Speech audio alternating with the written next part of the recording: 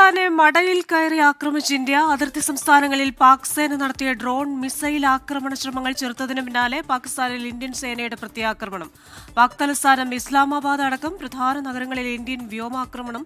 പൂഞ്ച് അടക്കമുള്ള അതിർത്തി മേഖലയിൽ കരസേനയും പാക് സൈനികരും തമ്മിൽ ഏറ്റുമുട്ടി. കറാച്ചി തുറമുഖം നാവികസേന ആക്രമിച്ചു. പാകിസ്ഥാൻ പ്രധാനമന്ത്രി ഷെഹബാസ് ഷെരീഫിനെ സുരക്ഷിത സ്ഥാനത്തേക്ക് മാറ്റിയെന്ന് സൂചന.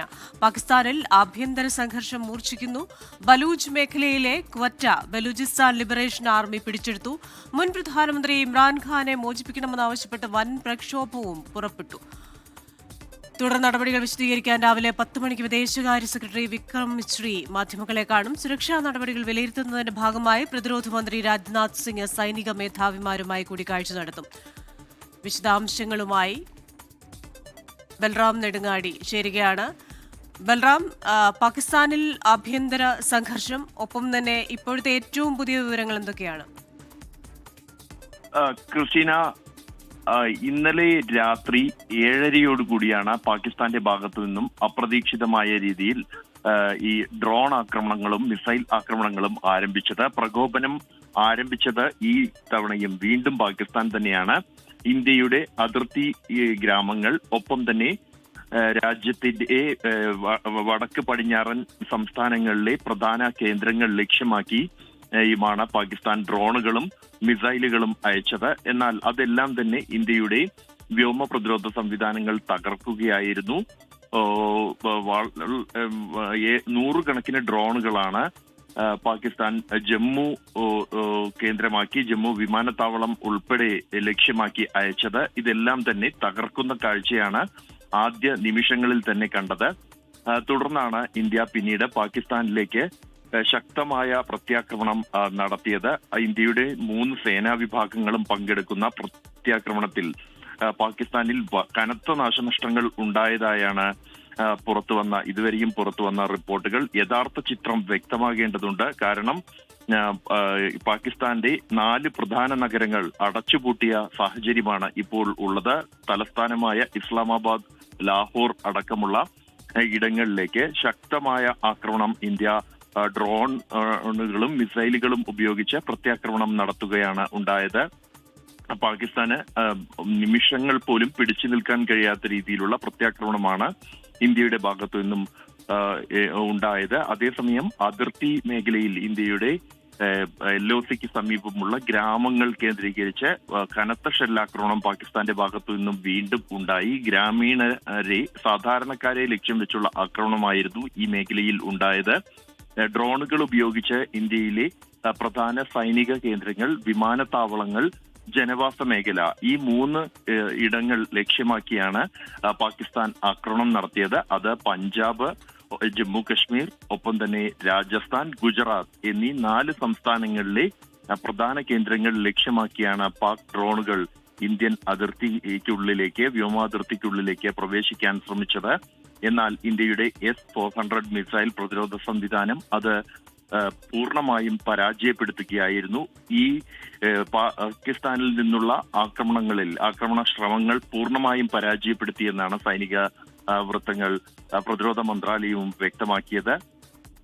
രാജ്യത്തെ എയർപോർട്ടുകൾ ഉൾപ്പെടെയുള്ള തന്ത്രപ്രധാന കേന്ദ്രങ്ങൾ ലക്ഷ്യമാക്കിയാണ് പാകിസ്ഥാന്റെ ആക്രമണമുണ്ടായത്. ഒപ്പം തന്നെ ഈ 4 സംസ്ഥാനങ്ങളിലെയും സൈനിക കേന്ദ്രങ്ങൾ, വ്യോമസേനയുടെയും നാവികസേനയുടെയും ഒപ്പം തന്നെ കരസേനയുടെയും കേന്ദ്രങ്ങൾ ലക്ഷ്യമാക്കിയും പാക് ഡ്രോണുകളും മിസൈലുകളും ഇന്ത്യൻ ആകാശത്തേക്ക് എത്തി. അത് ആകാശത്ത് വെച്ച് തന്നെ തകർത്തെറിയുന്ന കാഴ്ചയാണ് പിന്നീട് ഉണ്ടായത്. പാകിസ്ഥാനിലാകട്ടെ എന്നാൽ ഇന്ത്യയുടെ പ്രത്യാക്രമണം അരമണിക്കൂർ പോലും പിടിച്ചു നിൽക്കാൻ പാകിസ്ഥാന് കഴിയാത്ത സാഹചര്യമാണ് കണ്ടത്.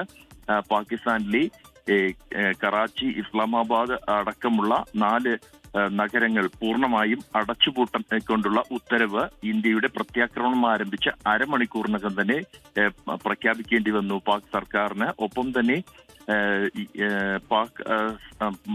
പാകിസ്ഥാൻ ഈ ഇന്ത്യയുടെ പ്രതിരോധം ശക്തമായ പശ്ചാത്തലത്തിൽ ഈ പ്രകോപനത്തിൽ നിന്നും പിന്മാറുകയാണ് ഉണ്ടായത്.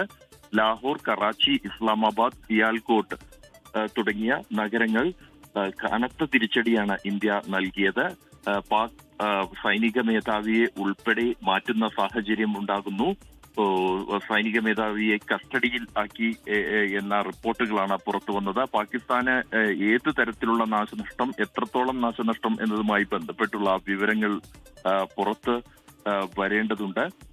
അതുമായി ബന്ധപ്പെട്ട് ഉള്ള ഔദ്യോഗിക റിപ്പോർട്ടുകൾ പോലും പുറത്തു വന്നില്ല. പാക് പ്രധാനമന്ത്രിയെ സുരക്ഷിത കേന്ദ്രങ്ങളിലേക്ക് മാറ്റിയതായുള്ള റിപ്പോർട്ടുകളും പുറത്തു വന്നിട്ടുണ്ട്. ഇതുമായി ബന്ധപ്പെട്ട് പിന്നീട് ഇന്ത്യയുടെ പ്രത്യാക്രമണം ആരംഭിച്ച് ഒരു ഔദ്യോഗിക സ്ഥിരീകരണം പോലും പാകിസ്ഥാനിൽ നിന്നും പിന്നീട് പുറത്തു വന്നിട്ടില്ല. എത്രത്തോളം നാശനഷ്ടം അല്ലെങ്കിൽ എന്താണ് സംഭവിക്കുന്നത് എന്നതുമായി ബന്ധപ്പെട്ട് റിപ്പോർട്ടുകൾ ഒന്നും തന്നെ പാകിസ്ഥാനിൽ നിന്നും പുറത്തു വന്നില്ല. കാരണം പ്രത്യാക്രമണം ആരംഭിച്ച് അരമണിക്കൂറിനകം തന്നെ രാജ്യ തലസ്ഥാനം, പാകിസ്ഥാന്റെ തലസ്ഥാനമായ ഇസ്ലാമാബാദ് അടക്കമുള്ള 4 പ്രധാന നഗരങ്ങൾ പൂർണ്ണമായും അടച്ചുപൂട്ടുന്ന ഒരു ഉത്തരവ് മാത്രമാണ് ഔദ്യോഗികമായി ഏറ്റവും ഒടുവിൽ പാകിസ്ഥാനിൽ നിന്നും പുറത്തു വന്നിരിക്കുന്നത്.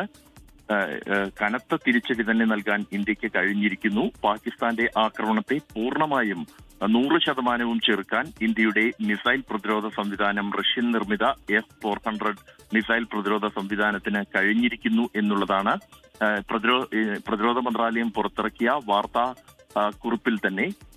ഇന്ത്യയിലെ പ്രധാന സൈനിക കേന്ദ്രങ്ങളും വിമാനത്താവളങ്ങളും ലക്ഷ്യമാക്കിയാണ് പാക് ഡ്രോണുകളും മിസൈലുകളും അയച്ചത് എന്നും അതിനെ പൂർണ്ണമായും പരാജയപ്പെടുത്താൻ കഴിഞ്ഞു എന്നും വ്യക്തമാക്കിയിട്ടുണ്ട്. അതേസമയം വടക്ക് പടിഞ്ഞാറൻ സംസ്ഥാനങ്ങളിലെ പ്രധാന നഗരങ്ങൾ എല്ലാം തന്നെ ഇപ്പോഴും ഇരുട്ടിലാണ്. Black out പ്രഖ്യാപിച്ചിരിക്കുന്നു.